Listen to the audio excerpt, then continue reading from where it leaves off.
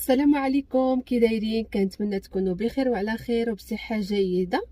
اليوم جيت نهضر في واحد الموضوع اللي كيهم الناس د اسبانيا. طلبوا مني بزاف الناس كيدخلوا عندي في الخاص كيسقسيوني شي اسئله. غير بغيت نقول لكم واحد الحاجه، انا ما نقدرش نقول لكم شي حاجه اللي انا شخصيا ما كنعرفهاش.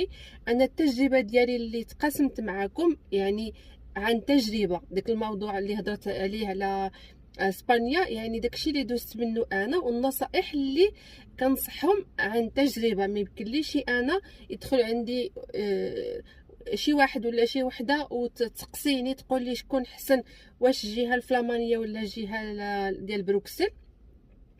ما نقدرش نقول لكم حيت انا ما سكنتش في بروكسل وما عارفاش كيفاش غادي السيستم ديال بروكسل.